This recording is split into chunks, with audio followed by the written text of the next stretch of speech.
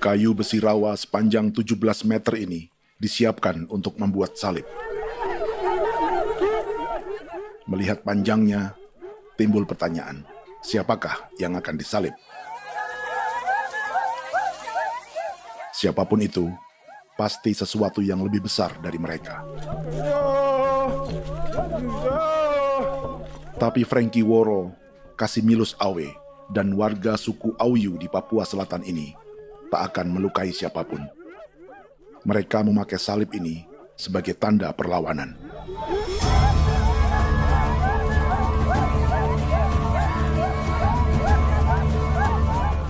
Yang mereka lawan memang lebih besar, yaitu pemerintah Republik Indonesia. Pemerintah sedang mengincar 2,5 juta hektar hutan orang Papua untuk proyek tanaman industri pangan dan energi.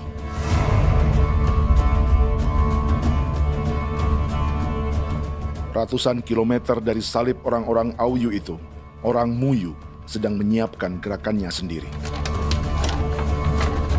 Tapi kali ini dalam bentuk sebuah pesta. Pesta yang disiapkan oleh marga Kimco Jinibjo selama 10 tahun.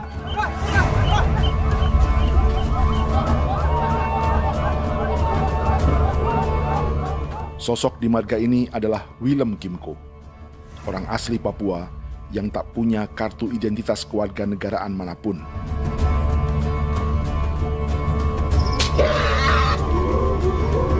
Pesta adat ini sudah cukup langka, tak hanya di Papua, bahkan di kawasan Pasifik dan peradaban Melanesia.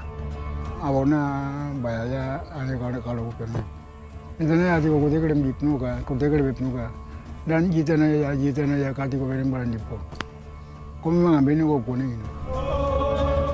Ada gagasan dan gerakan sosial di balik pesta orang-orang Muyu ini, sama dengan gerakan salib merah yang dimulai orang-orang Auyu.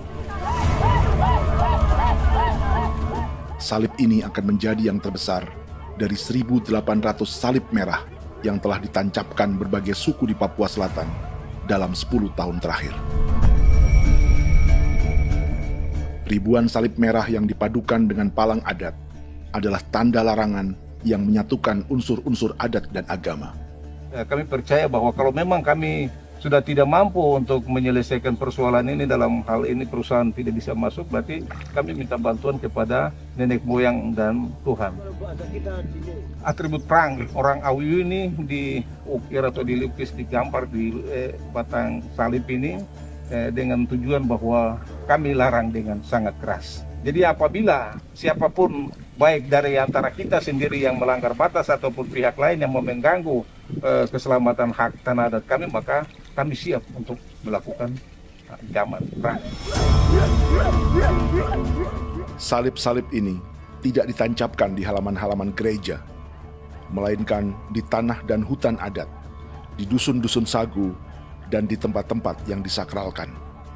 Sebab 1.800 palang adat dan salib ini memang bukan semata tentang agama, tapi untuk mencegah negara dan perusahaan memasuki tanah dan hutan adat mereka. Papua bukan Auyu.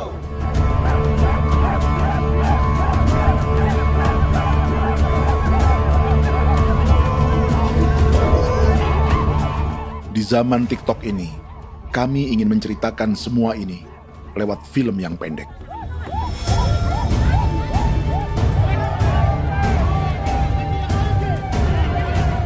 Tapi kami jelas gagal.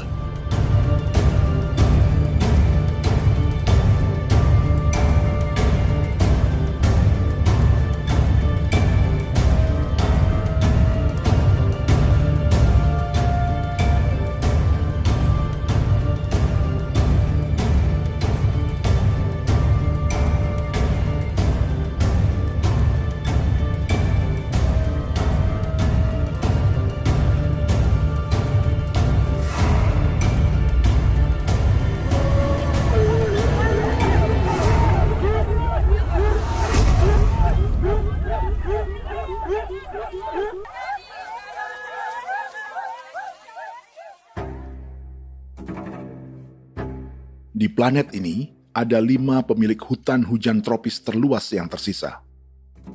Kongo di Afrika, Brazil, Peru, Bolivia, dan Indonesia.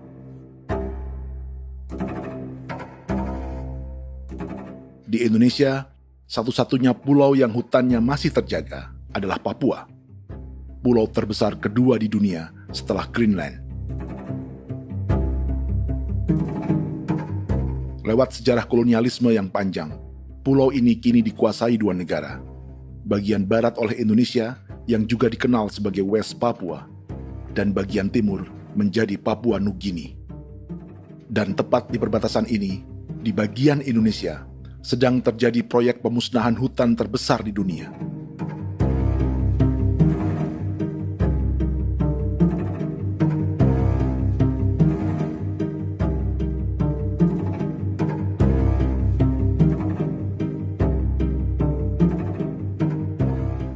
Pemerintah Indonesia sedang membuka lebih dari 2,5 juta hektar hutan untuk sawit, tebu, padi, dan peternakan.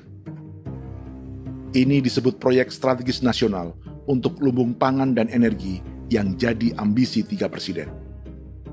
Bagian terbesar direncanakan untuk mencetak sawah seluas 1,3 juta hektar. Lalu bagian lain akan ditanami tebu seluas 560.000 hektar untuk gula dan bioetanol. Setiap liter bensin di Indonesia akan dicampur bioetanol 10% atau E10. Ada 10 perusahaan di proyek ini, dan semuanya dimiliki oleh 1 keluarga saja. Berikutnya, ada areal sawit seluas 400.000 hektar untuk biodiesel. Targetnya mencampur 50% solar dengan minyak sawit atau B50. Dan terakhir, pemerintah akan membuka peternakan seluas 380.000 hektar. Jadi, apa yang salah dengan proyek pangan dan energi ini? 5 orang Papua dalam film ini akan menjawabnya.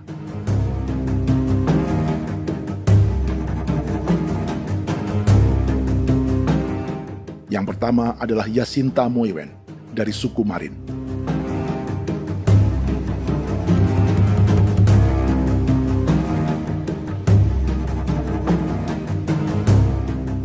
Yasinta dan warga di distrik Ilwayap di Merauke sudah menjadi korban. Hutan dan rawa sebagai sumber pangan dan ekonominya telah dihancurkan. Jalan sepanjang 135 km sedang dibuat, dan di kiri kanannya akan dicetak 1 juta hektar sawah. Mereka sulit menolak atau melawan. Salib sudah digeser, masih datang lagi dengan senjatanya mereka nih. Karena proyek ini juga dijaga tentara. Macam-macam senjatanya.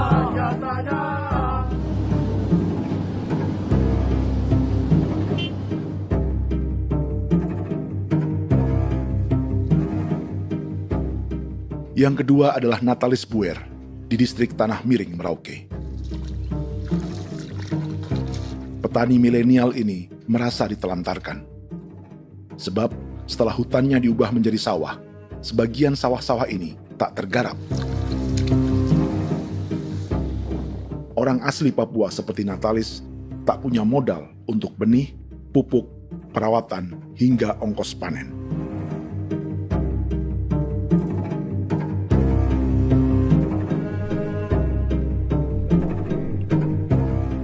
Orang ketiga adalah Vincent Kuipalo dari suku Yenan di distrik Jagebob, Merauke. Vincent dan suku Ye sedang menjadi korban. Hutan adat orang-orang Ye sedang dihancurkan untuk perkebunan tebu dan bioetanol. Tanah mereka juga diincar untuk markas-markas militer, pasukan yang akan menjaga proyek pangan dan energi ini.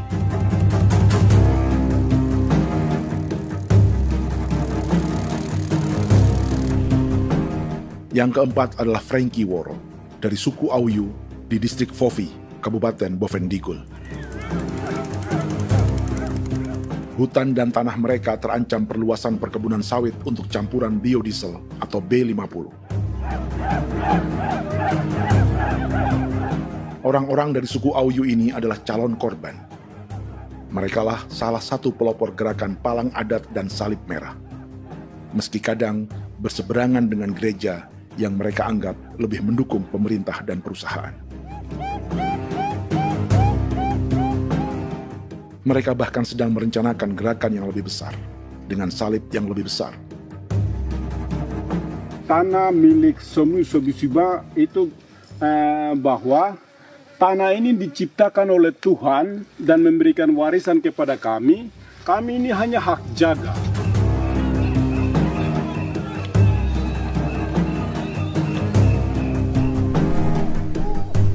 Sosok kelima adalah Willem Kimco dari suku Muyu di Bovendigul.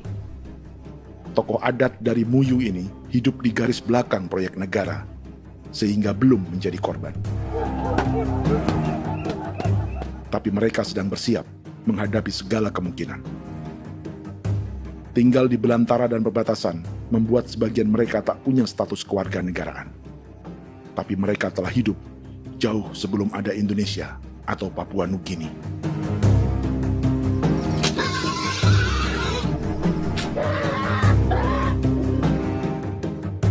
Kelimanya mewakili jutaan orang asli Papua yang sedang terancam eksistensinya. Jika kita merasa kepunahan peradaban Neanderthal di Eropa, Aztec dan Inca di Amerika, atau aborigin di Australia adalah sejarah masa lalu, film ini menceritakan bagaimana pemusnahan sebuah bangsa dan kepunahan sebuah peradaban sedang terjadi di masa hidup kita. Kepunahan bukan karena kerusakan lingkungan dan ruang hidup semata, juga karena dihantam 60 tahun operasi militer.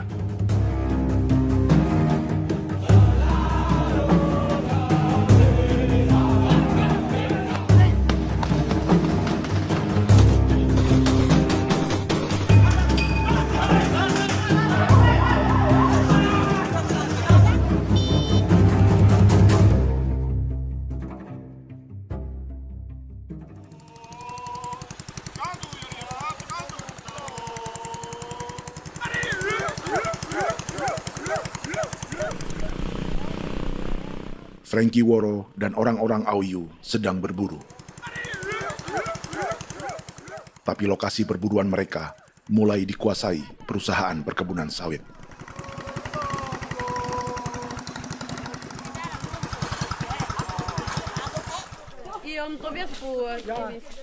Kita akan menuju arah ke Inabusu. Di sana kami akan masuk di wilayah konsesi perusahaan PT Indo Asiana Lestari, dan di situ ya ada survei-survei mereka yang mereka pernah lakukan, tapi juga kami ada lakukan tanda-tanda saksi di sana.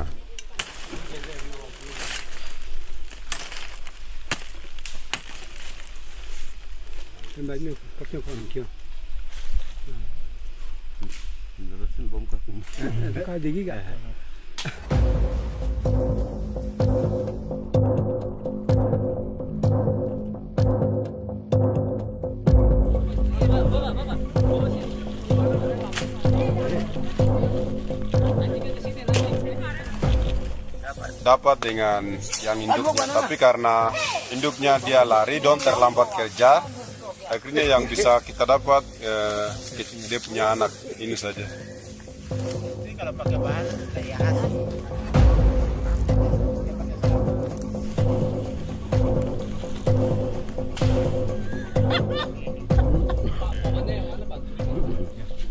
Pohon ini pohon bitanggur, dia punya kayu ini kita biasa gunakan untuk kerja perahu, dan juga kulit depu getanya itu kita pakai untuk kerja ini, panah-panah ini lem, jadikan lem ini, panah-panah. Hutan ini adalah supermarket bagi suku Auyu. Juga lumbung pangan atau bank untuk menyimpan deposito kekayaan alam. Hutan juga tempat yang penuh dengan sejarah suku, situs budaya, dan tempat-tempat sakral. Inilah yang sedang mereka pertahankan dari incaran pemerintah dan perusahaan. Untuk semua alasan ini, mereka menancapkan ribuan salib merah.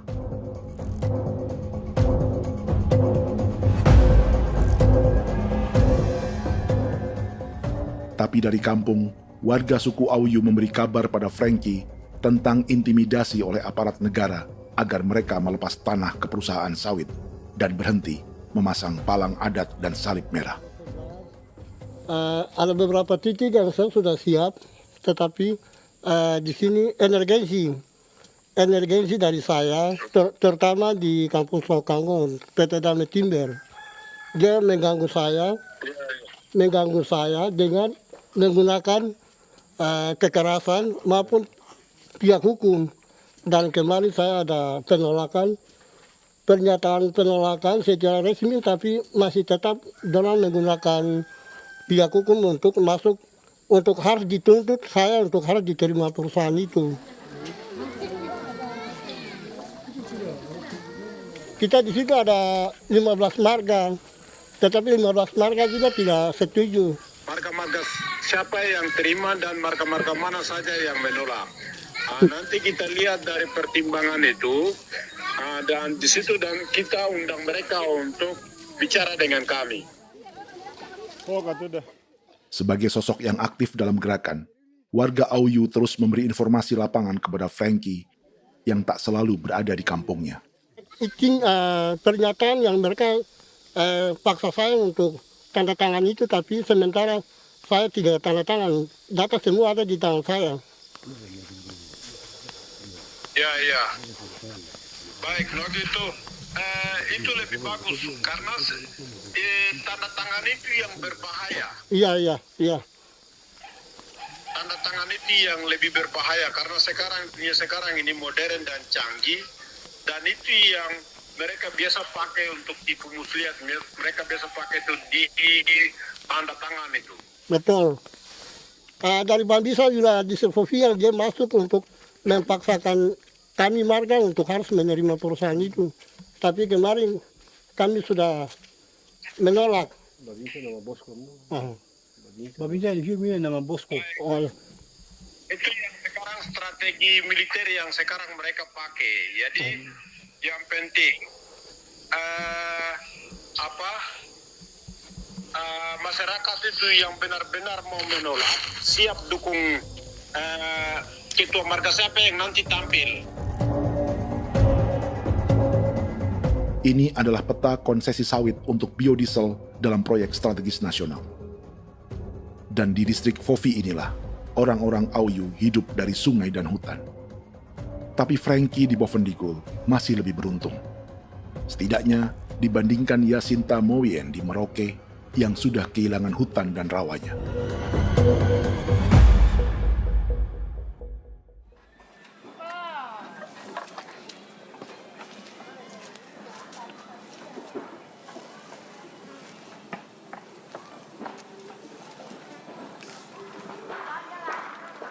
Yasinta dari suku Marin adalah petani sayur di Kampung Wanam, distrik Ilwayap, Merauke. Memanfaatkan lahan yang ada, ia berkebun dan menjual hasilnya ke pasar kampung. Ini ekonomi warga di Wanam untuk menghasilkan uang, lalu memberi barang kebutuhan yang tak bisa mereka produksi sendiri. Tapi kehidupan sebenarnya ditopang oleh ekosistem hutan dan rawa. Inilah sumber pangan utama dan peradaban mereka.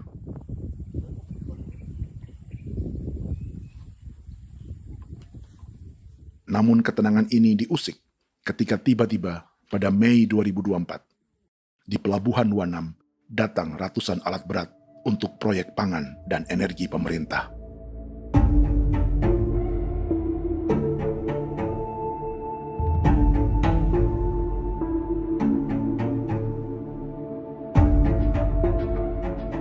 Kami masyarakat setempat kami tidak tahu.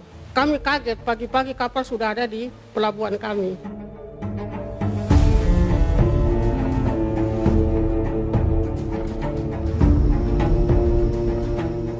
Yasinta Mowien atau Enrika Gebze dan warga lainnya tak pernah diajak bicara atau dimintai pendapat. Seakan-akan Papua adalah tanah kosong. Kita suka kaget yang dong bawa turun alat berat dong bawa turun, kita kaget masyarakat. Dorang subongkar itu kayu-kayu.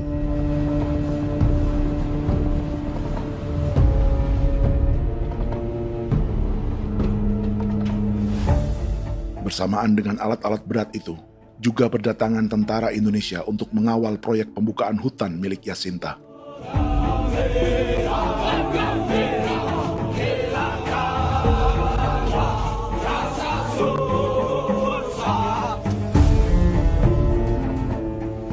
Ribu alat berat didatangkan dari Cina ke Papua oleh perusahaan bernama John Lin Group sebagai kontraktor pemerintah.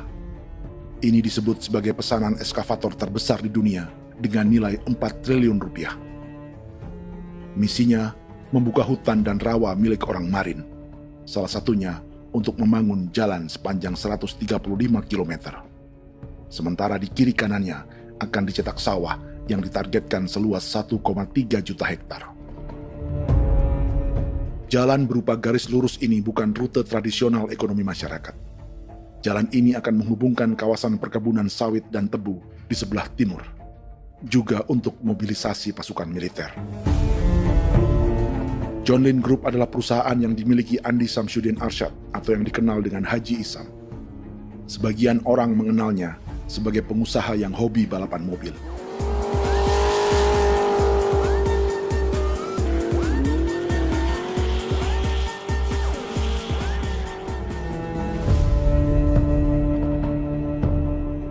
Tapi di Kalimantan, ia berbisnis batu bara, perkebunan sawit, pengolahan karet, penerbangan, perkapalan, dan biodiesel. John Lin Group kini juga menjadi pemilik perkebunan tebu dan pabrik gula terbesar di Indonesia. Sayapnya melebar dari Kalimantan hingga ke Bombana, Sulawesi Tenggara. Perkebunan tebu, pabrik gula, dan industri bioetanol inilah yang juga sedang dikembangkan di Papua. Foto ini adalah momen ketika Isam bersama kerabatnya, Menteri Pertanian Amran Sulaiman dan Menteri Pertahanan Syafri Samsudin, meluncurkan program biodiesel atau B50 di Kalimantan Selatan. B50 artinya, setiap 1 liter solar, 50%-nya akan dicampur minyak sawit. Perusahaannya, PT John Lin Agroraya, menjadi salah satu pemainnya.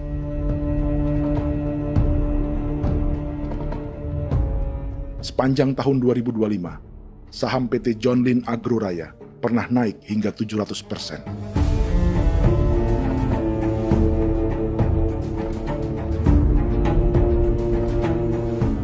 Perusahaan sawitnya yang lain, PT Pradiksi Gunatama, sahamnya bahkan pernah naik 4.000% hanya dalam 1 tahun.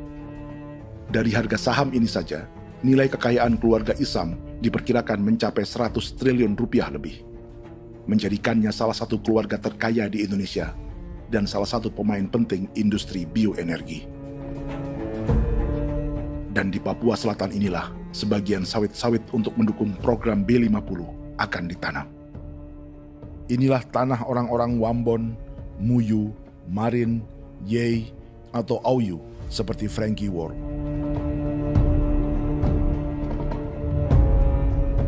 Haji Isam pernah menjadi tim kampanye nasional Presiden Joko Widodo dalam pemilu 2019 saat melawan Prabowo. Bintang Mahaputra Utama diberikan kepada Saudara Andi Syamsuddin Arsyad.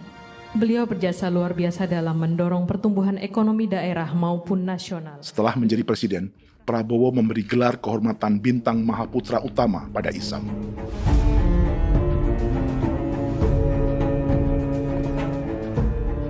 Sejumlah menteri Prabowo, juga kerabat dan orang-orang yang pernah bekerja di perusahaan Isam.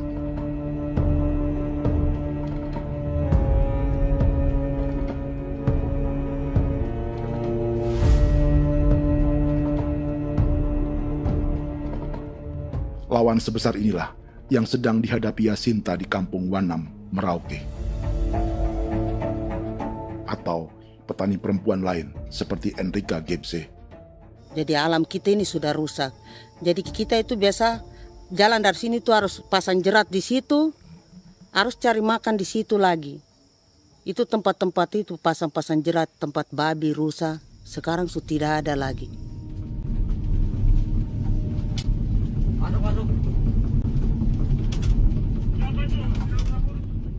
Rekaman ini memberi gambaran bagaimana Kasuari kehilangan rumah di bekas hutan dan rawa yang telah dibabat.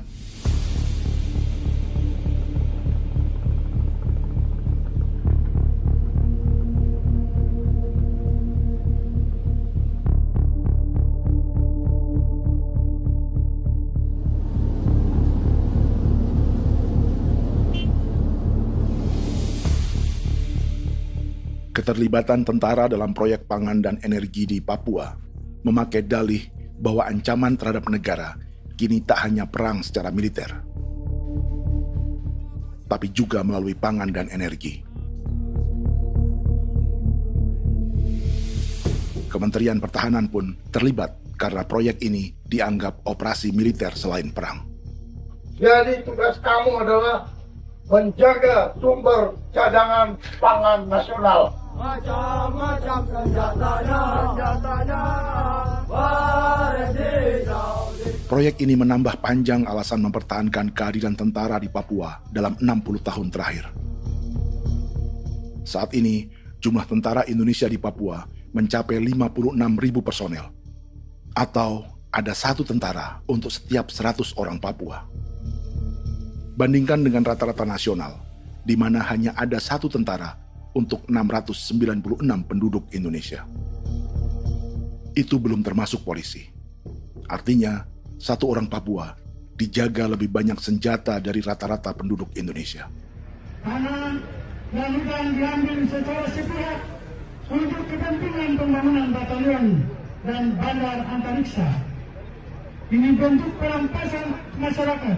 Penolakan kehadiran markas-markas militer terjadi di sejumlah tempat di Papua. Tak hanya karena trauma dan ketakutan, juga karena mengambil tanah-tanah adat.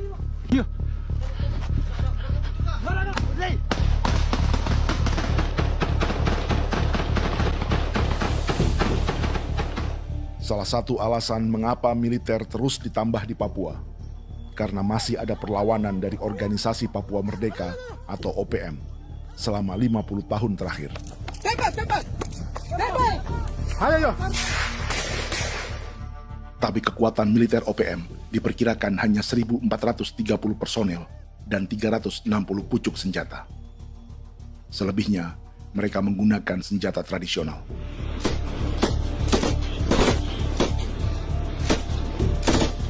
Dengan demikian, kekuatan tentara dan polisi di Papua 58 kali lebih besar dari gerilyawan Organisasi Papua Merdeka.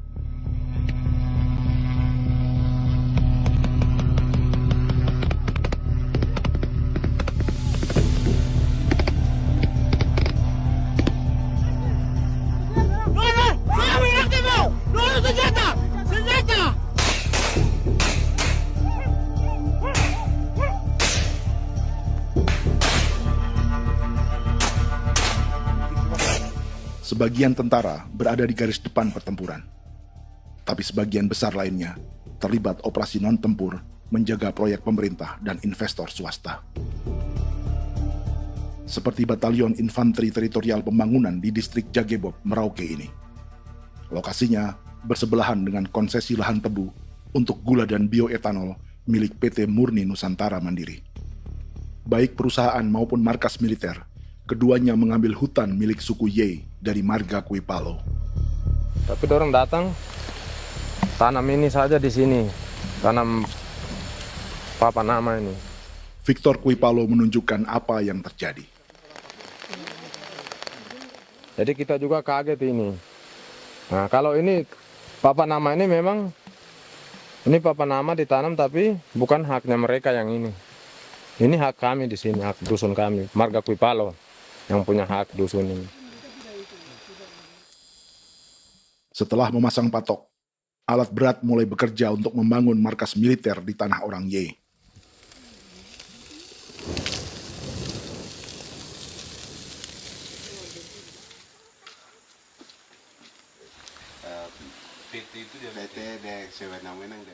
Kehadiran markas militer mengkhawatirkan warga yang pernah mengalami trauma. Takut kenapa? Kalau macam yang awal macam sekarang bu kampung hidup ini kan aman. Terus kenapa harus didirikan korem di sini? Bukankah dengan adanya Korem semakin aman ada tentara di sini? Kalau untuk kampung kayaknya tidak bisa aman kalau ada tentara, paling masyarakat dipukul itu ini. Kalau kampung hidup begini malah saya sejahtera dan saya punya masyarakat. Apa pernah ada pengalaman buruk sebelumnya dengan tentara di daerah sini? Ada yang cerita waktu pos-pos di sini tuh di 13, 12 itu zaman katanya Patimura. Memang kasihan. Malah kita punya orang ini yang dianiaya betul, dipukul. Disuruh kerja bakti tidak mau atau lama mencari, namanya kita pangkur sagu itu butuh waktu 1 minggu. Kalau lama begitu ya paling diseret apa pukul itu.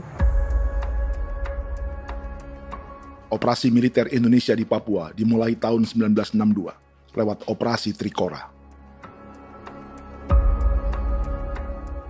Tapi perlawanan bersenjata pertama di Papua baru dilakukan tahun 1965 di Manokwari. Nanti tanggal 1 Mei jam 12.30 pemerintahan di Irian Barat mutlak akan jatuh di tangan.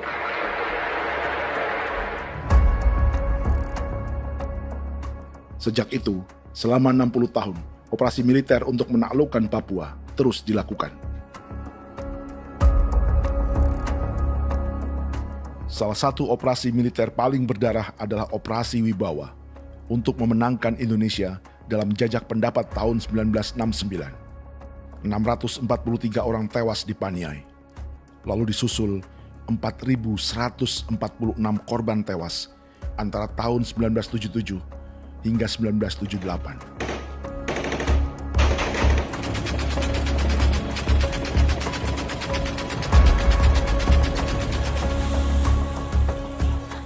Operasi militer ini menimbulkan gelombang pengungsian hingga kini. Dewan Gereja Papua mencatat 103.000 orang menjadi pengungsi pada tahun 2025 dan nyaris tak diberitakan media-media Jakarta.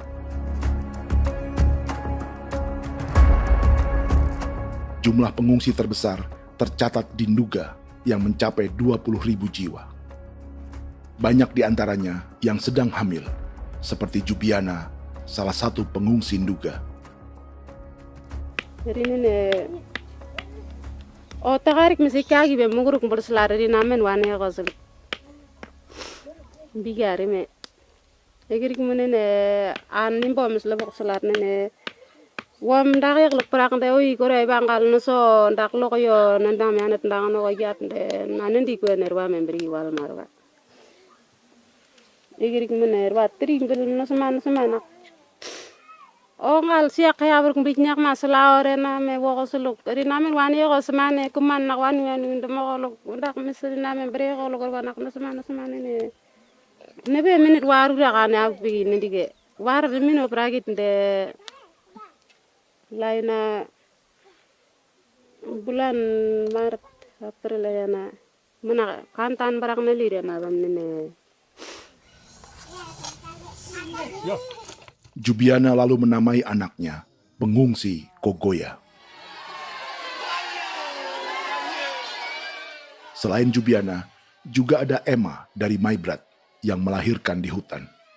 Sampai di kampung gini, katanya bilang ada tentara yang bangun jembatan. Saya capek itu juga pun masih tahan. Kembali lagi ke hutan lagi. Itu sampai saya jatuh di tengah jalan. Orang sampai terbanting di kayu semuanya.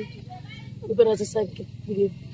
Melengkapnya tuh Domika Serli, pengungsi Wako. Masyarakat sipil dari kampung Aitrem sementara mengungsi karena kampungnya sementara dikuasai oleh TNI Polri. Seratusan ribu pengungsi di Papua saat ini jauh melampaui jumlah yang mengungsi ke Papua Nugini tahun 1984, yaitu 10.000 orang karena menghindari operasi militer.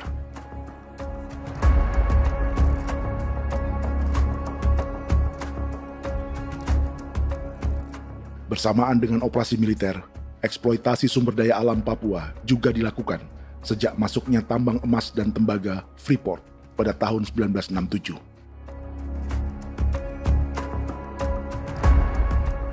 Disusul perkebunan sawit awal tahun 1980-an.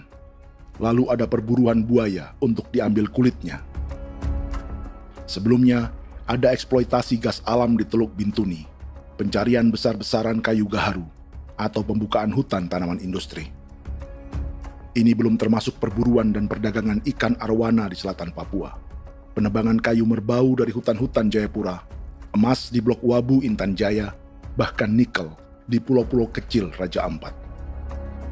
Dan kini, dalam skala yang belum pernah terjadi dalam sejarah, Papua dipaksa mencetak sawah, tebu untuk bioetanol, dan sawit untuk biodiesel.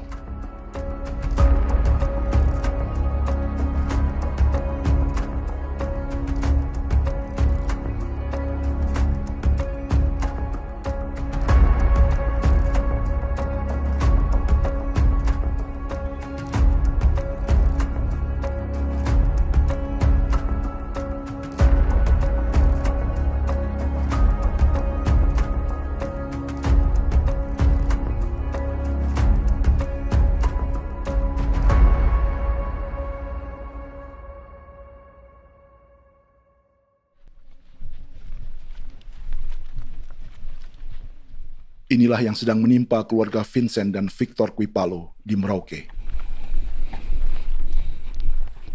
Hutan mereka diambil untuk markas militer dan industri perkebunan, PT Murni Nusantara Mandiri. 1 dari 10 perusahaan yang diberi konsesi untuk menanam tebu dan memproduksi gula serta bioetanol seluas 52.000 hektar.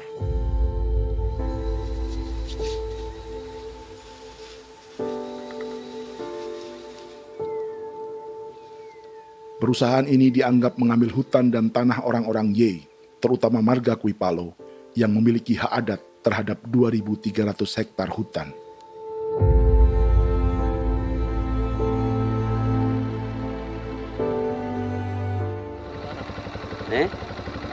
Tentara? Tentara. Oh iya, tentara.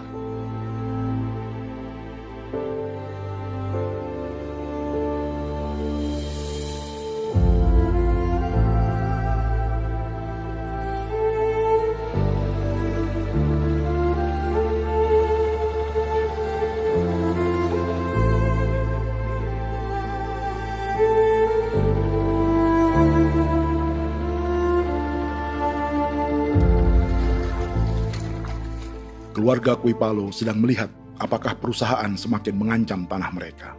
Dan kekhawatiran itu terbukti. Iya, makanya tadi saya bilang ini dari sini saja dekat ini sudah masuk di dalam ujung lapang ini. Ini hutan, yang ini hutan yang dorong ada bongkar sekarang ini. Ini sudah punya alat sudah dekat ini. Dekat sekali ini. Ini di sini. Nacau, kelapa itu yang jalan lama, jalan setapak ini. Dari udara, terlihat alat-alat berat semakin mendekati tanah orang-orang Ye, marga Kuipalo.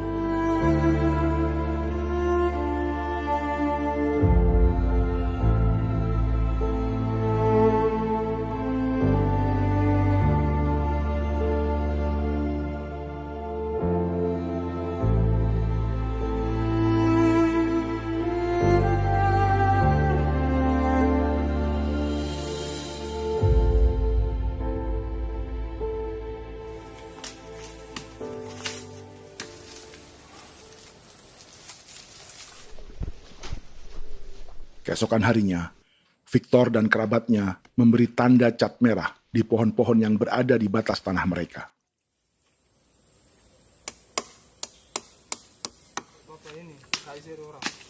Tapi tanda peringatan adat ini tak diindahkan perusahaan.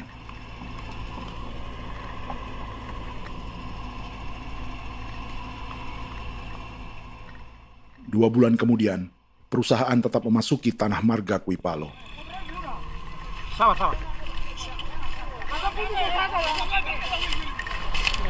Kami manusia, kau lihat. Tapi tidak sudah sakit hati sekali saya katakan. Ini sama baikin kalau pikiran berubah lagi. Kami juga punya tangan, hanya beda rambut. Mister itu juga. Woi, buka. Tidak.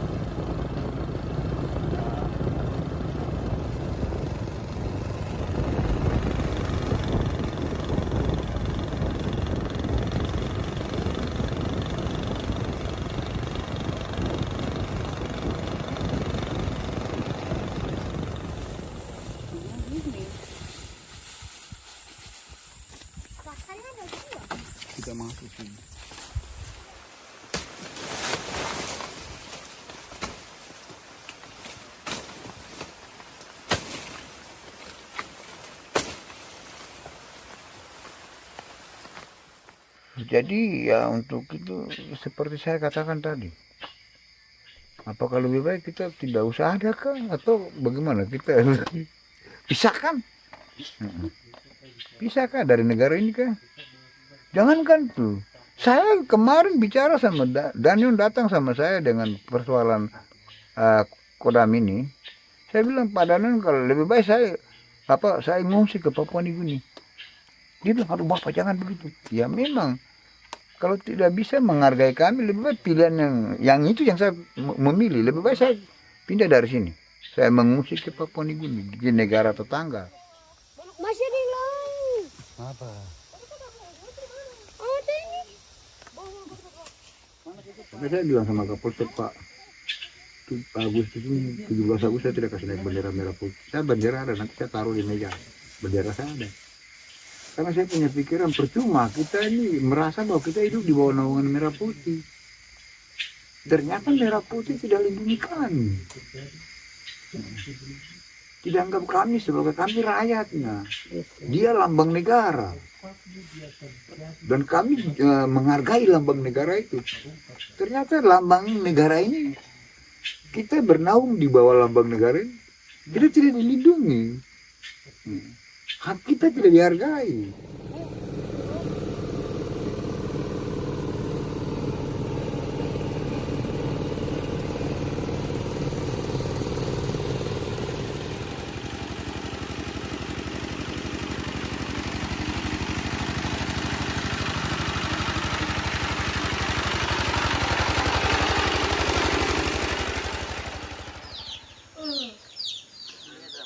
Marga Kuipalo dari suku Ye terus mendapat teror dan intimidasi agar melepas tanah mereka yang hanya dihargai Rp300.000 per hektar. Tapi mereka tidak berjualan tanah. Makanya mama itu tidak suka untuk lepas tanah. Untuk apa? Baru di dalam hutan itu ada obat-obat tradisi. Itu sudah Kalau macam ada sayur juga, kita ambil sayur yang dia tumbuh sendiri. Jadi kita ini mau kemana, kalau itu sudah digusur, ya habis. Kita ini jadi penonton. Jangan sampai kita ini duduk minta di jalan. Jadi kita tidak mau seperti itu. Makanya tanah itu kita tidak melepas. Tapi mungkin orang lain tuh dia senang saja. Lebih baik saya pegang uang merah dulu. Saya bisa beli-beli itu ini. Nanti datang uang sudah habis, gembel. Mau cari kemana lagi, hutan sudah habis. Mau makan ikan di mana, kali sudah hancur. Seperti Yasinta di Wanam, suara dan gerakan kaum perempuan Papua sangat nyaring dan tak bisa diabaikan. Saya sebagai perempuan tolak untuk perusahaan masuk di sini. Karena kalau saya terima anak-anak saya mau dikemanakan, mau tinggal di mana. Apapun yang terjadi saya tetap tolak. Demi tanah ini saya akan berjuang, demi saya punya anak-anak. Yang katanya mengutamakan anak Papua, nyatanya yang kerja kebanyakan ya orang-orang Jawa. Saya sendiri orang Jawa, tapi bukan mau bicara yang tidak-tidak. Memang kenyataannya seperti orang-orang Papua itu diterbelakangkan, kurang diutamakan, gitu.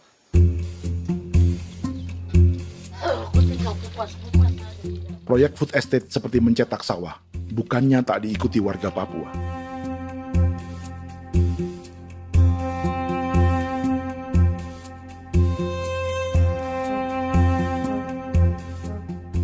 Salah satunya Natalis Buer di distrik Tanah Miring, Merauke.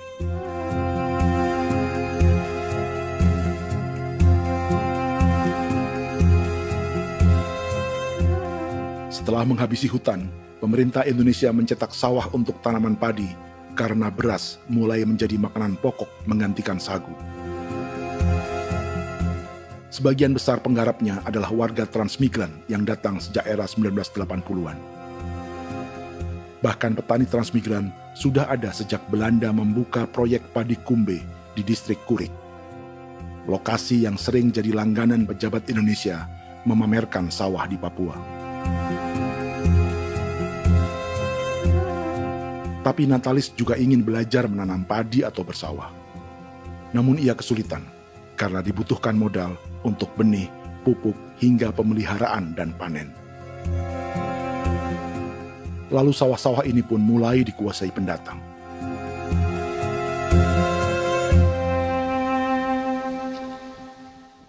Tapi sejauh ini di kampung kami ini yang saya lihat memang ada kelompok kami punya di sini yang sudah tergabung dalam Gapoktan, kemudian masuk dalam optimalisasi lahan. Tapi baru saya anak asli yang punya lahan di sini. Mereka tidak punya. Pemerintah dalam hal ini adalah Kementerian Pertanian bersama-sama Kementerian Pertahanan yang dalam hal ini pada garis di bawahnya adalah TNI Angkatan Darat, memberikan support yang maksimal kepada masyarakat khususnya di Merauke dalam rangka. Saya kemarin habis 9 juta. 9 juta ya? Iya, 9 juta karena dia sudah tidak dipakai toh. Ya. Perempuan Papua seperti Filomina juga mau bertani. Pemerintah memberi bantuan Rp900.000 per hektar lewat program optimalisasi lahan atau OPLAH. Tapi dibanding biaya produksi dan harga jual gabah, Filomina mengaku berkali-kali rugi dan kini memutuskan tak lagi menggarap sawahnya. Terus kita harus cari uang untuk kombek. Betul. Karung kita beli. Karung beri sendiri lagi. Tenda kita beli. Ini dari yang offline ini don tidak siapkan. Tidak ada. Tidak ada ya, jadi mama don sendiri. Itu yang saya ada bilang, 900.000. Itu modal untuk kerja sawah ini. Mulai dari kerja sampai nanti panen. Panen. Wih, ngeri sekali. Iya, lucu toh? Tidak dapat itu. Betul, Mam. Dong pemaksud begini. Kalau disuruh tanam ubi berhektar-hektar, mari datang. Kita tahu cara rawatnya bagaimana, iya. Tanamnya bagaimana, tanam model bagaimana supaya hasilnya model begitu. Kita tahu. Kalau yang ini kan kita baru belajar.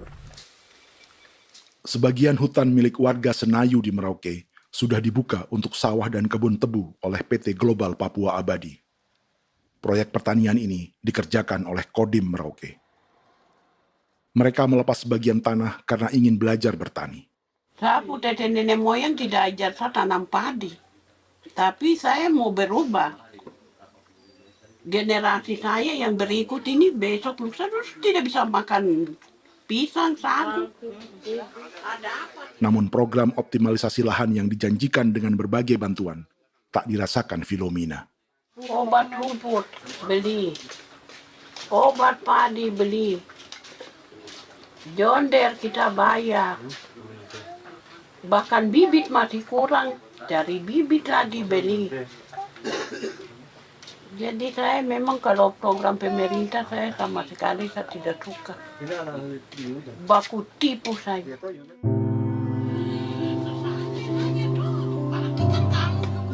Mereka merasa ditinggalkan sendiri, jatuh bangun belajar bertani padi.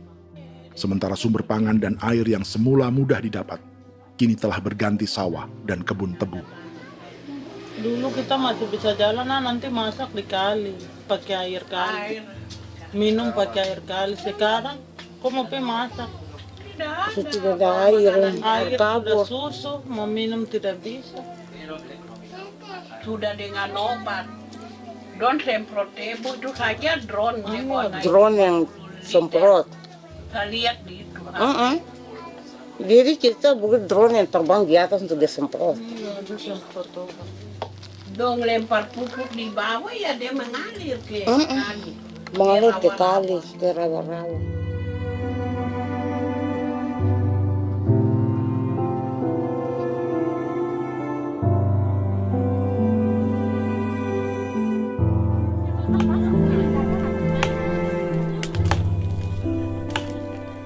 Seperti pertanian sawah bagi orang Bali atau Toraja, bagi orang Auyu dan suku-suku lainnya di Papua Selatan, sagu juga bukan semata tentang pangan.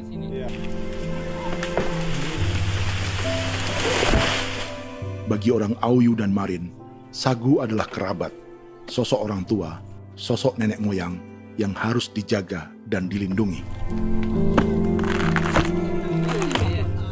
Lagi bikin apa mama ini mama? Pakai toko itu sagu.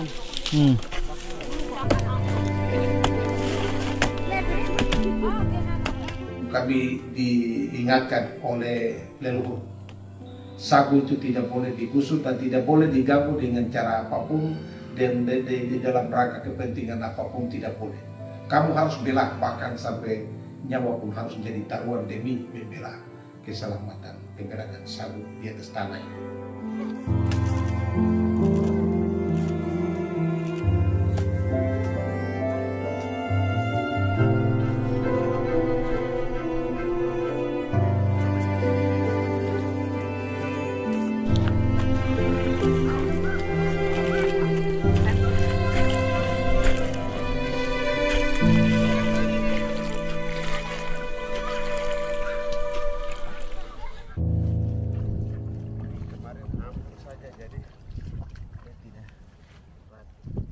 Menurut Natalis, pemerintah di Jakarta mendefinisikan lumbung pangan semata urusan beras dan mencetak sawah. Sebenarnya orang Papua itu bukan tidak bisa bertani. Kami tanam ubi itu bagian dari pertanian. Nah, pertanian yang dimaksud oleh pemerintah itu harusnya selalu itu kalau bisa pemerintah harus spesifikkan pertanian apa yang dimaksud, pertanian tanam padi atau pertanian tanam ubi, petasan dan lain-lain. Ini yang harus dispesifikkan dulu.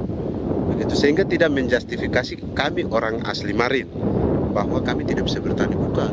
Kami buka kebun besar-besar di sana, bahkan bermeter-meter, ratus-ratus meter pakai sekop, bukan pakai ekskavator, tapi ini pakai skop. Itu pertanian, begitu. Bagi Natalis, alih-alih memaksimalkan sawah-sawah yang sudah ada untuk petani Papua, pemerintah selalu membuka hutan baru, seperti dikerjakan perusahaan John Lynn Group dan melibatkan tentara.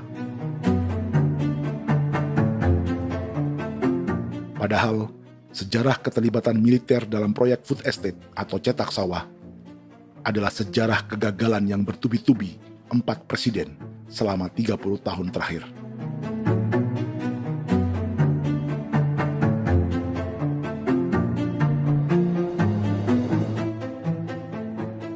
Papua bukan yang pertama menjadi proyek lumbung pangan yang melibatkan tentara. Kalimantan telah menjadi korban 30 tahun sebelumnya.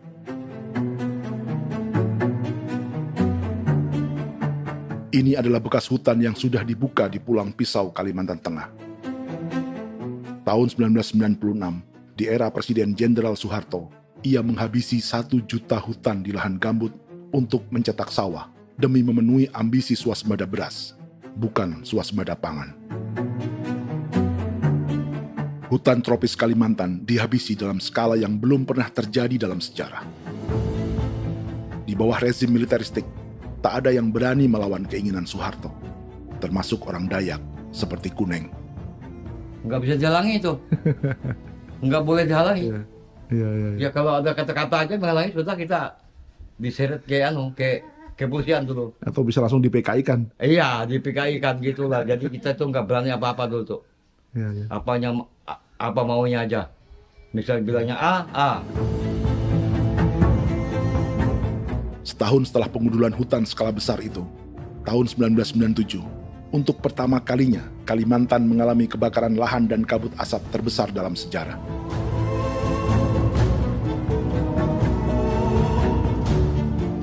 Sebagai ilustrasi, ini kondisi kabut asap tahun 2015.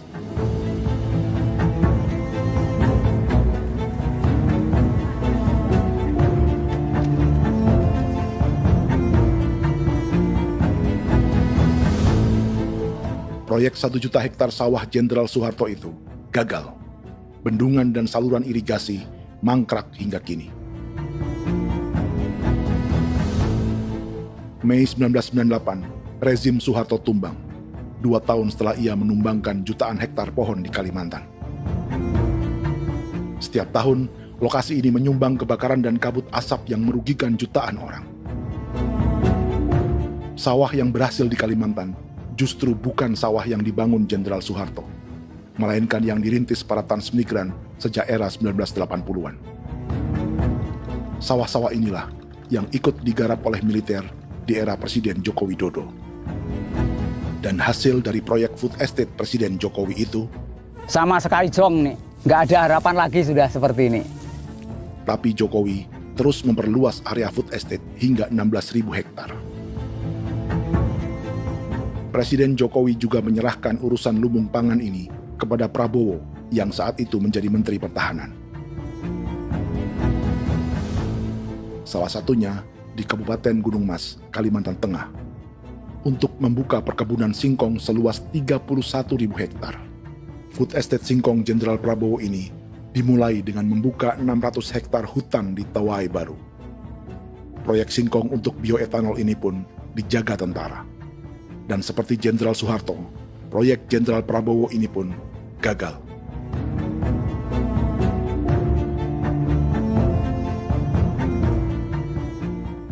Dengan reputasi ini, Joko Widodo dan Prabowo justru sedang membuka 2,5 juta hektar di Papua.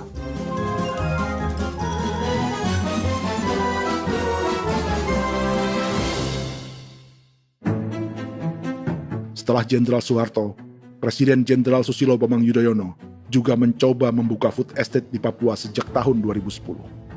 Namanya Merauke Integrated Food and Energy Estate atau MIFE. Proyek ini juga gagal. Lalu di lokasi yang sama, Jokowi berusaha meneruskan dengan proyek mencetak sawah 1,2 juta hektar yang juga gagal. Sekarang yang paling siap adalah 1,2 hektar. Yang 1,2 juta hektar. Dan kini, Prabowo yang pernah gagal dengan 600 hektar singkong di Kalimantan justru akan mengulangi di Papua dengan skala 2,5 juta hektar. Di daerah Papua pun harus ditanam kelapa sawit supaya bisa menghasilkan juga BBM dari kelapa sawit. Dalam setiap proyek pangan dan energi di Papua, yang lebih menonjol bukan tanaman pangannya, melainkan untuk energi atau bahan bakarnya. Sawit untuk biodiesel dan tebu untuk industri bioetanol. Ada 10 perusahaan yang diberi konsesi hingga 0,5 juta hektar untuk tebu. Dan 10 perusahaan itu dimiliki oleh satu keluarga saja.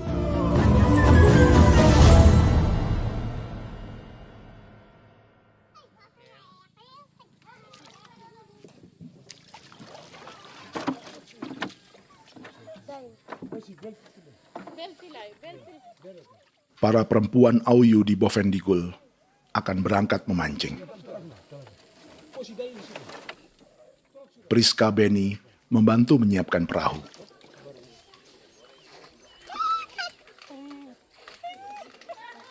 Mereka akan mengumpulkan bahan pangan di hutan untuk persiapan acara penancapan salib merah berikutnya.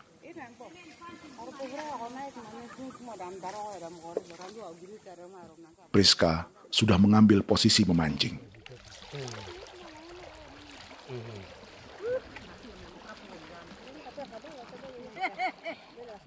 .800 salib merah telah dipasang di wilayah adat berbagai suku di Papua Selatan untuk menghalau perusahaan sawit dan tebu.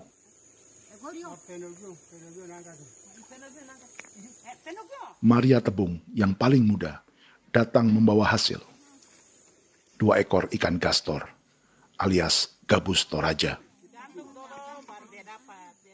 Sebagai generasi Z, pendidikannya sampai sekolah dasar.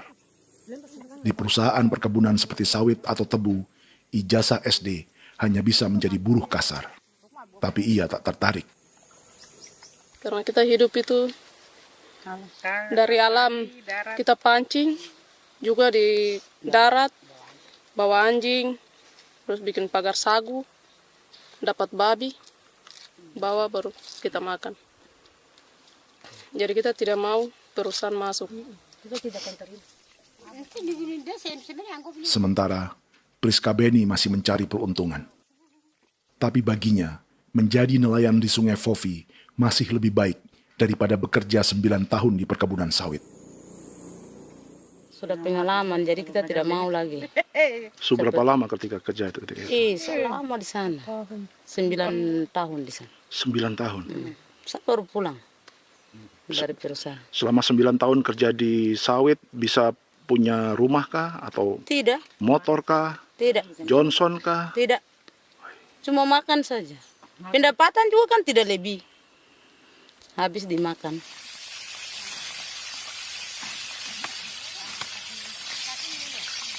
Satu minggu libur berapa hari?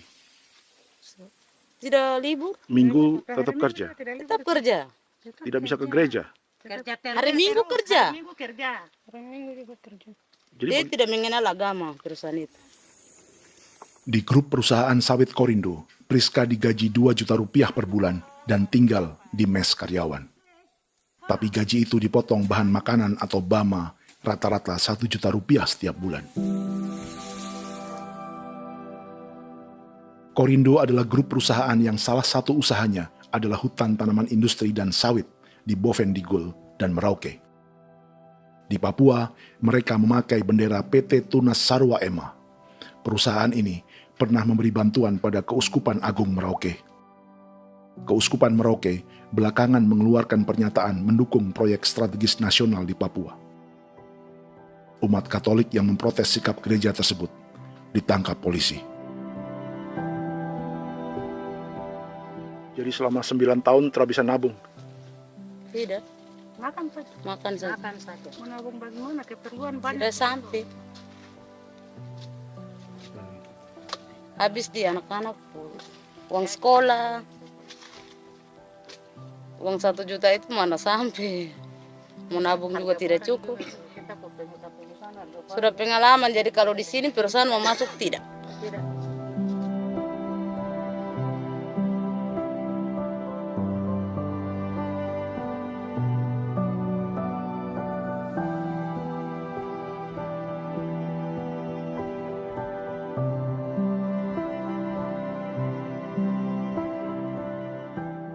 Dan menu makan siang seperti ini agaknya sulit bagi buruh sawit atau tebu yang digaji 2 juta rupiah per bulan.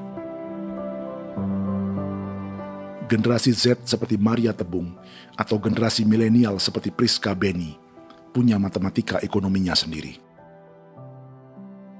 Sawit untuk biodiesel atau tebu untuk bioetanol tak akan ada bedanya bagi mereka.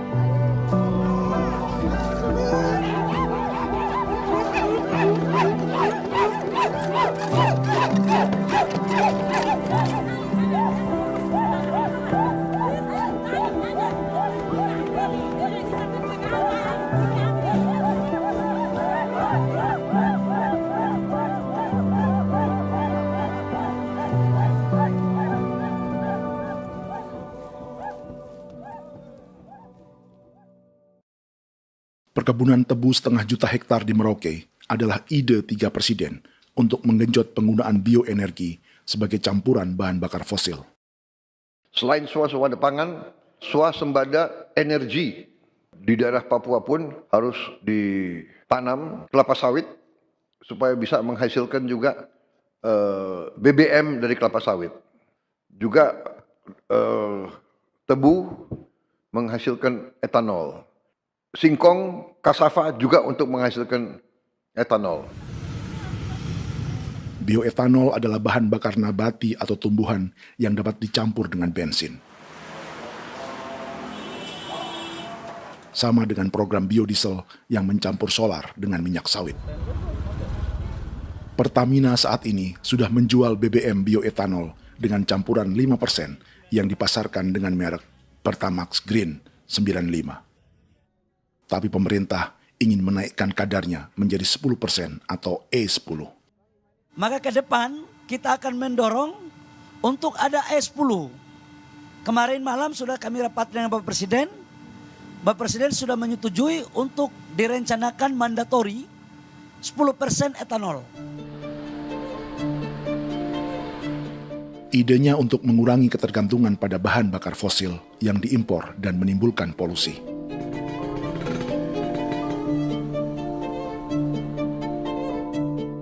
Tapi bioetanol bukannya tak mengorbankan lingkungan, hutan, rawa, dan manusia. Karena program E10 membutuhkan 7,3 miliar liter bioetanol, maka lahan yang dibuka untuk menanam tebu bisa mencapai 1,3 juta hektar. Sementara saat ini, luas perkebunan tebu di Indonesia hanya 500 sampai 600 ribu hektar. Artinya, butuh lahan baru hingga 800 ribu hektar untuk menanam tebu.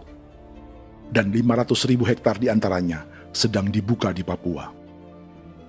Hutan yang tadinya untuk menumbuhkan pangan berubah jadi tanaman untuk bahan bakar di jalanan. Kecepatan pulihnya hutan beradu dengan jumlah dan kecepatan kendaraan di jalanan.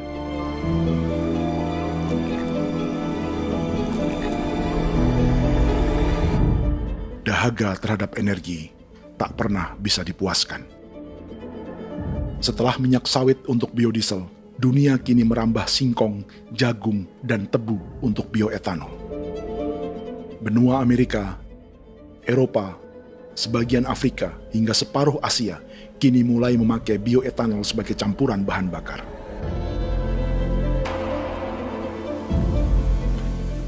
Selain perebutan lahan, masa depan dunia juga dibayangi semakin mahalnya harga pangan karena persaingan antara perut manusia dengan tangki kendaraan.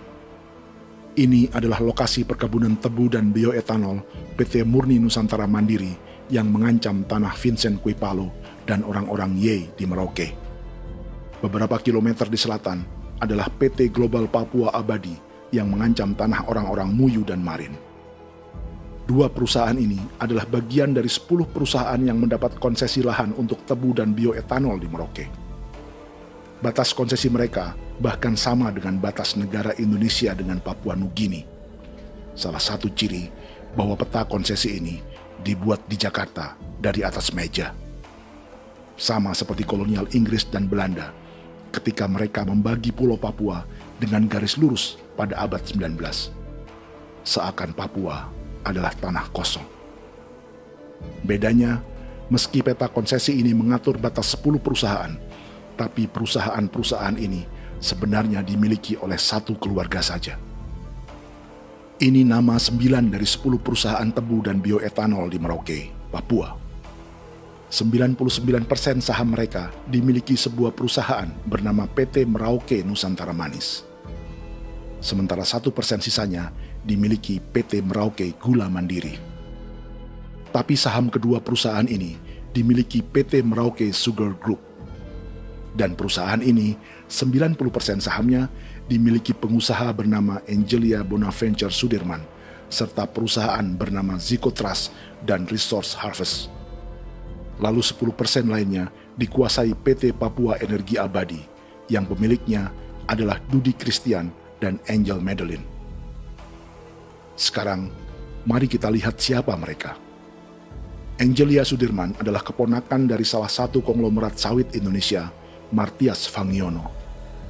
9 perusahaan di Papua ini berada di bawah bendera Merauke Sugar Group.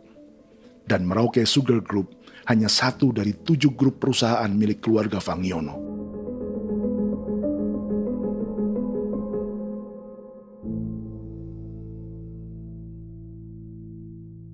Ini Martias Fangiono.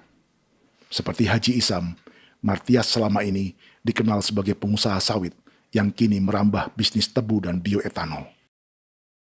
Ini momen saat penanaman perdana tebu di Merauke bersama Presiden Joko Widodo Juli 2024. Di sini juga ada anak Martias Fangiono, yaitu Wirastuti Fangiono. Wirastuti adalah salah satu yang menonjol dari keluarga Fangiono. Tahun 2025, Forbes mencatatnya sebagai konglomerat termuda dengan kekayaan 23 triliun rupiah yang mengendalikan 2 grup usaha, FAP Agri dan Surya Dumai Industri. Keduanya adalah perusahaan sawit dan biodiesel. Anak dan bapak ini adalah investor utama bagi Jokowi dan Prabowo untuk proyek tebu dan bioetanol di Papua. Sementara yang ini adalah mertua Sitorus, pemilik raksasa agribisnis dunia, Wilmar International, yang juga memegang konsesi sawit di Papua lewat berbagai perusahaan. Tapi mertua kini memakai bendera baru, yaitu KPN Corporation atau Karunia Prima Nastari. KPN inilah yang memiliki kelindan bisnis dengan keluarga Fangiono untuk proyek tebu Merauke. Apalagi grup Wilmar yang didirikannya juga pemain gula utama di Australia. Tahun 2010, Wilmar membeli 100% saham perusahaan gula terbesar Australia, Sucrogin. Akuisisi senilai 1,5 miliar dolar Amerika ini langsung menjadikan Wilmar pemain tebu terbesar kelima dunia.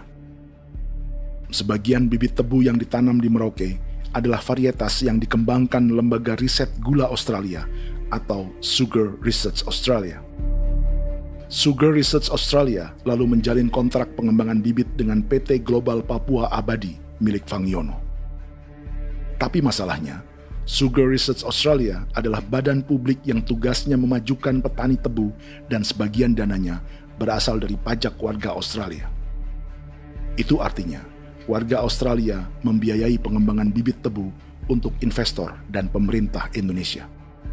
Dokumen ini menunjukkan bahwa lembaga yang dibiayai warga Australia itu pernah memiliki kontrak penyediaan bibit dengan PT Global Papua Abadi milik keluarga Fangiono.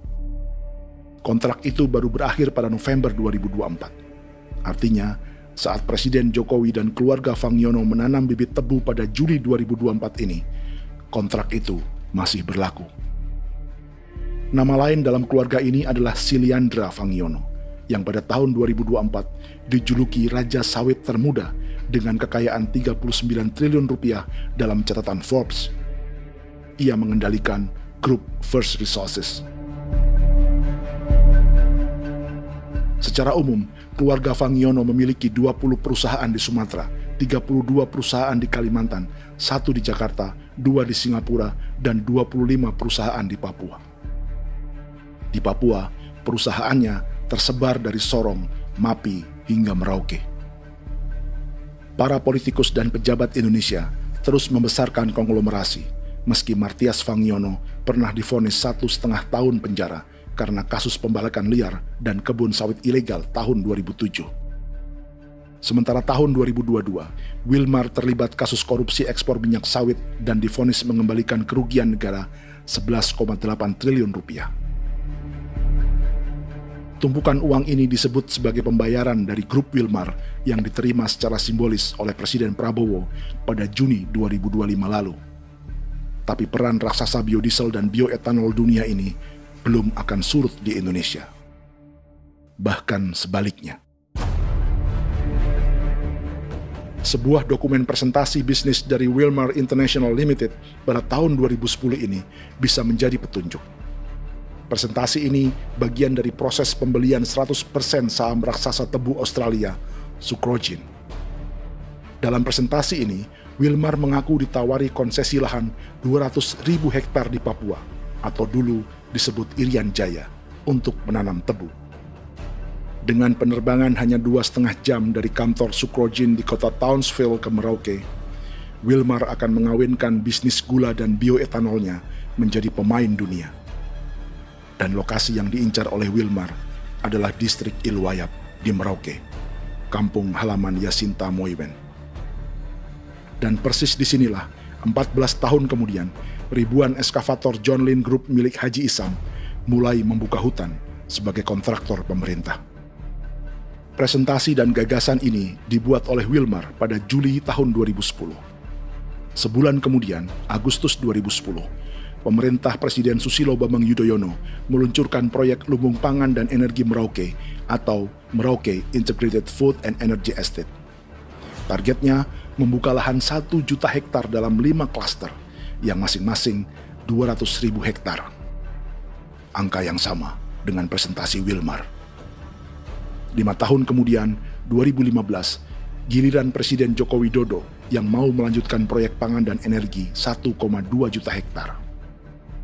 Menjelang pensiun sebagai presiden, Jokowi kembali menggencarkan proyek ini dan melibatkan Prabowo sebagai Menteri Pertahanan. Jokowi lalu mendukung Prabowo sebagai presiden berpasangan dengan anaknya, Gibran Rakabuming Raka sebagai wakil presiden.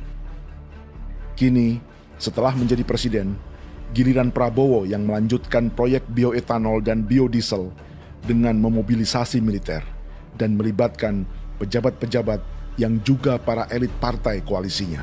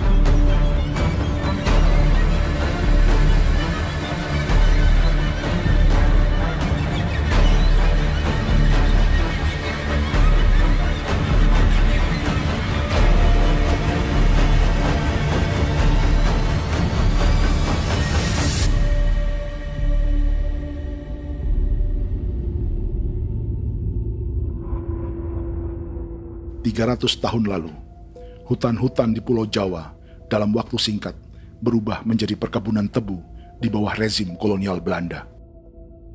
Orang Jawa menjadi buruh dan petaninya dipaksa menanam tebu. Dari kolonialisme dan politik tanam paksa itu, Belanda memperkaya negara dan para investornya. Tak puas membuka hutan untuk perkebunan di Jawa dan Sumatera, kolonial Belanda menanam tebu hingga di Suriname dan mengerahkan ribuan orang Jawa sebagai buruh pada tahun 1890. Inggris yang sudah menguasai negara seluas India dan Papua Nugini pun masih menanam tebu jauh di tengah Samudra Pasifik, di tanah orang-orang Fiji. Lalu memindahkan puluhan ribu orang India menjadi buruh di sana. 200 tahun sebelumnya, ratusan ribu orang Afrika bahkan diperbudak untuk bekerja di perkebunan-perkebunan tebu Spanyol dari selatan Eropa hingga Karibia, Kuba, atau Jamaika. Jika dulu tebu menjadi gula atau emas putih, kini cerita kolonialisme tebu berlanjut di Papua untuk bahan bakar nabati atau bioetanol. Dan seperti semua cerita tentang kolonialisme, akan ada yang berpesta dan ada yang membayar. Dalam setiap cerita pesta kolonialisme, baik di Jawa, Karibia, atau di Papua, selalu melibatkan para elit lokal, dari pejabat, perwira, hingga agamawan. Tapi dalam setiap kolonialisme, juga selalu ada cerita tentang mereka yang mempertahankan diri dan melawan.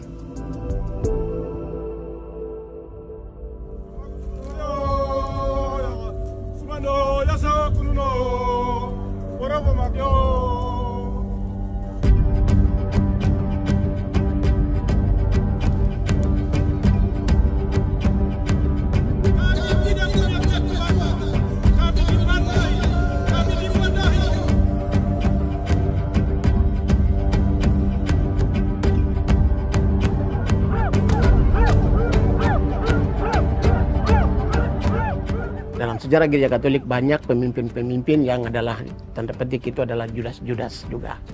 Jadi itu sudah pasti karena itu adalah manusia.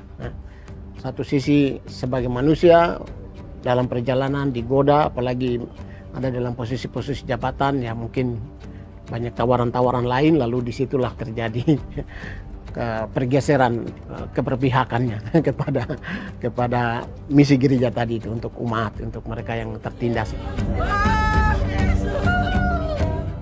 Orang kirim ekskuvator, orang kirim tentara, orang kirim polisi. Pukul kami bukan pencuri, kami tidak pernah mencuri orang barang. Kami tidak pernah menangis ke orang lain. Kami tidak pernah menangis ke kita bapak mama, kami menangis kepadamu. Tuhan kami lemah. Musti datang di hijau Cikui, orang lain datang ke bangsa kami, ke wilayah kami untuk kasih habis kami.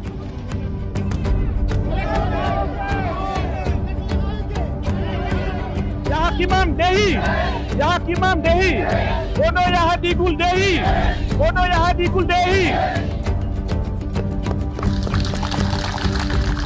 Kita buat saksi seperti begini untuk menolak perusahaan apapun yang masuk di tanah kami. Kalau kita kasih, kita bikin rusak sekarang, kita punya generasi berikutnya mau dapat kemana? Jadi kita nyatakan sikap di sore hari ini, kami tolak. Apa yang dilakukan pemerintah untuk PSN adalah kejahatan. Pemerintah bagian dari kejahatan, aktor perusak dan pembunuh terhadap negara, terhadap alam, hutan, terhadap manusia. Jadi negara jadi aktor pembunuh. Jadi Pilatusnya siapa? Negara, pemerintah Jakarta ini. Tanah Wiu bukan tanah kosong. Masyarakat adat kami rasakan. Perusahaan tolak. Biar asal.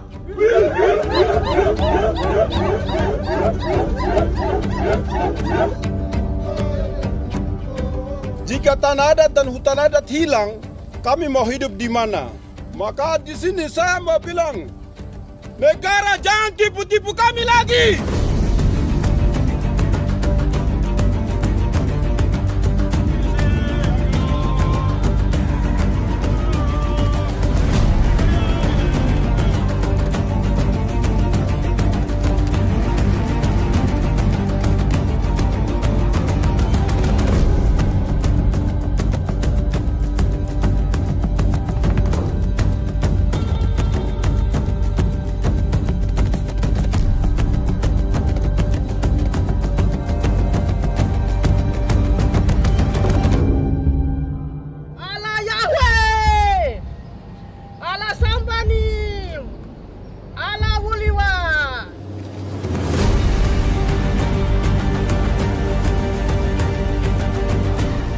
Kalau kami dianggap orang Papua itu bagian daripada Republik ini, tolong hargai kami.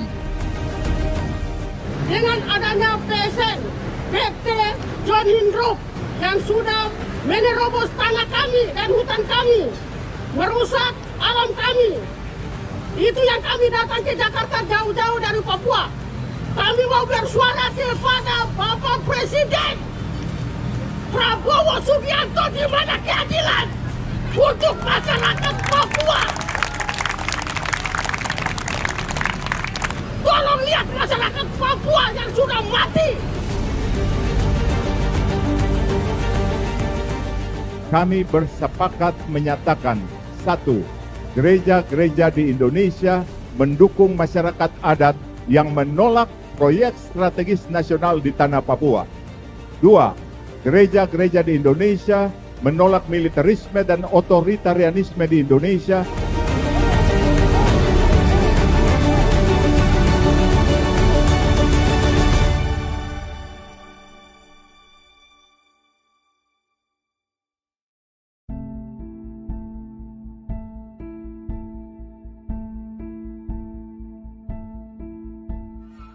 Kita sering merasa banyak hal buruk sudah jadi cerita sejarah. Dan kita sekarang hidup lebih baik, lebih beradab, atau mustahil melakukan kejahatan seperti di masa lalu. Kita tidak lagi menghukum mati orang dengan memenggal kepalanya. Kita menembaknya atau menyuntik racun agar tertidur dan mati. Tapi ada hal-hal yang tak berubah. Salah satu pembantaian yang kuat di ingatan kita adalah kejahatan Nazi atau genosida di Rwanda. Padahal pembantaian juga sedang terjadi di masa kita, seperti di Gaza, Palestina. Penghancuran sebuah peradaban seperti Indian di Amerika atau aborigin di Australia juga kita anggap masa lalu. Sekarang kita merasa lebih baik dan lebih toleran.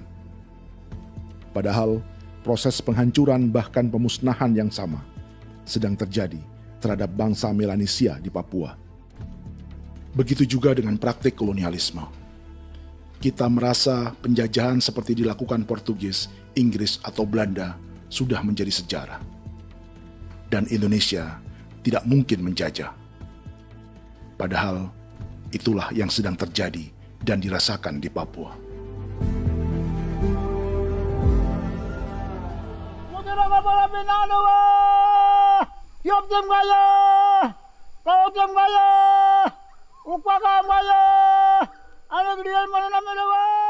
Jalannya sejarah ini disadari Willem Kimco di pedalaman Bovendigol, Papua.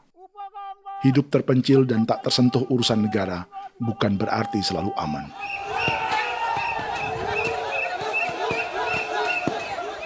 Untuk sampai di tempat ini, orang-orang Muyu menempuh 2 hari berjalan kaki mengarungi hutan, lembah, dan sungai.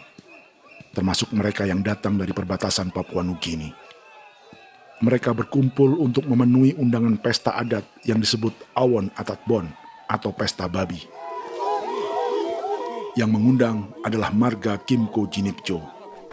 Yang dituakan di marga ini adalah Willem Kimco. Ia tak punya kartu tanda penduduk dan kewarganegaraan manapun, baik Indonesia atau Papua Nugini. Tahun 1984, 10.000 orang Papua, terutama suku Muyu, mengungsi ke Papua Nugini untuk menghindari operasi militer Indonesia, termasuk Willem Kimco.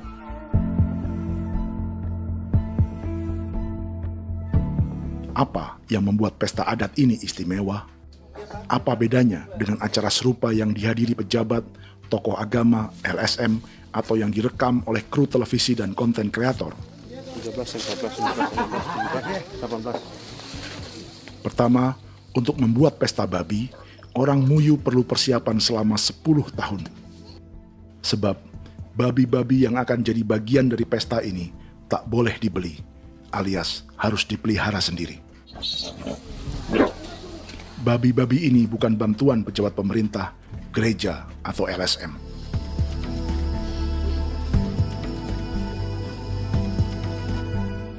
Yang kedua, babi-babi ini tidak dipelihara di kandang. Jadi punya nama babi ini kah? Harimau. Harimau? Harimau. Dia kulit dengan ini bulu di harimau, macam harimau begitu dia kasih nama harimau. Setelah diberi nama, mereka dilepas liarkan di hutan sejak kecil. 10 tahun kemudian, jika tiba saatnya pesta, para pemburu akan mencari mereka di dalam 479 hektar hutan milik marga Kimco. Suku atau marga lain tak akan mencurinya di hutan, karena mereka sudah punya babi dan wilayah masing-masing. Itu artinya, mereka harus tetap menjaga dan mempertahankan hutannya, agar babi-babi bisa hidup.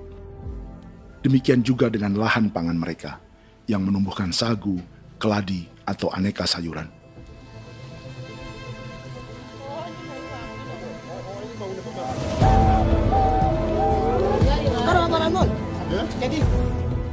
Yang ketiga, dalam Awon Atatbon atau pesta babi, binatang ini tidak dimakan secara gratis. Setiap marga atau klan dalam suku Muyu akan membayar jerih payah tuan rumah menjaga hutan dan memelihara babi.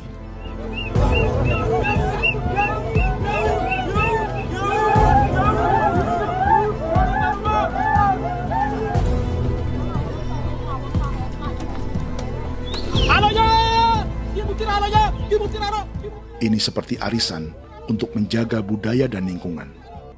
Bagian dari budaya dan ekonomi timbal balik yang ditandai dengan siklus memberi dan menerima.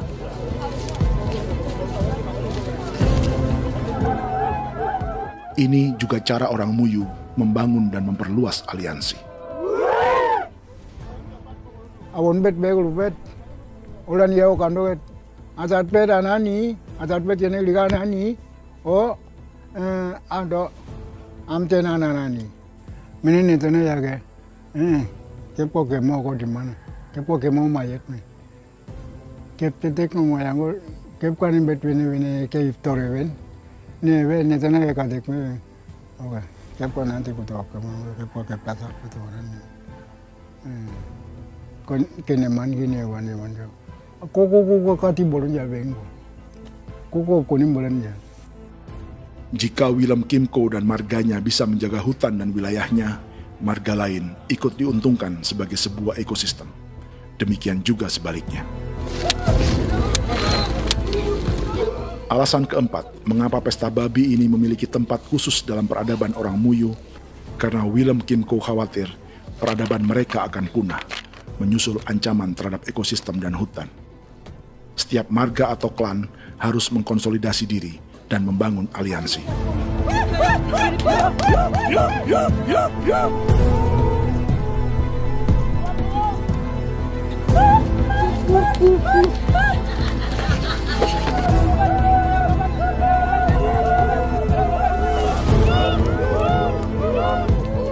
Kekhawatiran Willem dan orang-orang Muyu tak berlebihan.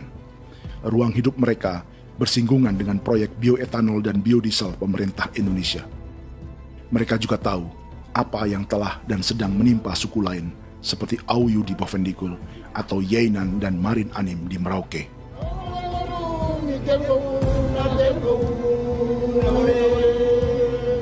Jika suku-suku lain menggunakan palang adat dan salib merah sebagai gerakan perlawanan, orang-orang Muyu memakai pesta babi untuk mempersiapkan diri dan konsolidasi. Sebab, berbeda dengan saat mengungsi tahun 1984, kali ini yang datang ke tanah orang-orang Muyu tak hanya tentara, juga alat-alat berat bersama para pebisnis pangan dan energi. Awan